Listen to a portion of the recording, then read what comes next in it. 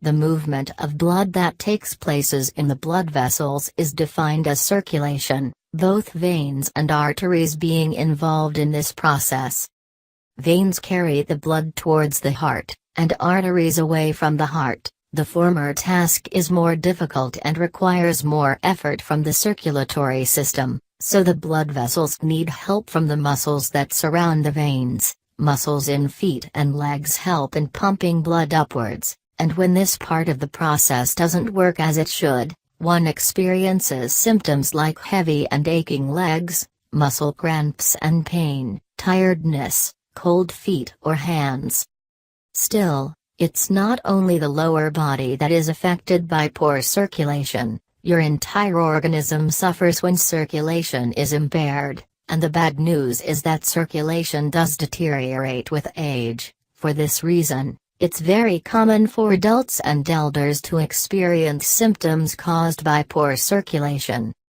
The good news though is that most of these symptoms can be reduced through a series of home remedies and natural solutions, such as exercising and moving more, sleeping with the feet slightly elevated, or eating foods that ensure a healthy cardiovascular system and strong muscles.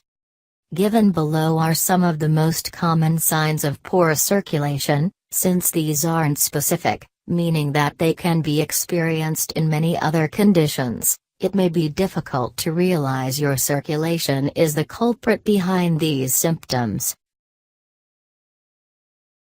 How to spot poor circulation.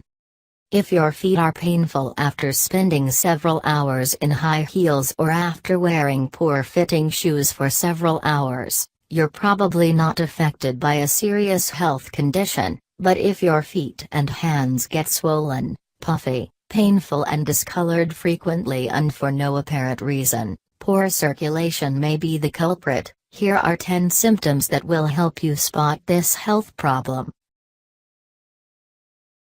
Muscle cramps and painful legs. Most people complain about their poor circulation if they experience tingling and numbness in their feet, or if their legs get swollen after spending the entire day standing or sitting, but the stinging pain in the limbs and the muscle cramps can also be the result of poor circulation, as muscles no longer receive the proper amount of oxygen they need for functioning properly. When too little oxygen reaches the limbs, they become cold and muscle cramps can occur. Swelling of the tissues. If circulation is poor, fluid from the slowed blood flow can accumulate in the hands and feet, leading to the swelling of tissues and causing puffiness and itching. This happens because the circulatory system cannot push the blood back from the limbs to the heart in an effective manner and leaves some fluid behind, in an effort to lighten the load and make this task easier. This fluid accumulates inside the tissues and causes edema or the swelling of hands and feet. You can identify this symptom by simply pressing the skin with your finger. If the indentation remains visible for more than 5 seconds, you might suffer from poor circulation. Leg ulcers. Although diabetes sufferers are more likely to suffer from leg ulcers, people with poor circulation are also prone to this health problem, and women tend to develop ulcers more often than men. Ulcers, which are open wounds or unhealed sores on the legs, can keep recurring without adequate treatment, so even when they're not painful, they're still very disturbing, as ulcers are often accompanied by rash, redness, scaly and dry skin, itching, a burning sensation and discoloration. Varicose veins. If the blood vessels don't work efficiently in pushing the fluid back to the heart, or the valves that pump the blood are weakened, they allow blood to build up and to cause the swelling and twisting of the veins. Although at the beginning the swelling may not be visible, they'll still cause pain when standing for long periods, and may also lead to itchiness. If the accumulation of blood is significant, the veins bulge out and become unaesthetic. Discolored skin. If your skin looks shiny or has a blue or pale color, it may be due to poor circulation. The color of your skin is influenced by the oxygen supply, and when the delivery of blood is impaired, skin can change its color. This symptom is called cyanosis, bluish coloration, and appears when spending a long time in low temperature as well. Hair loss.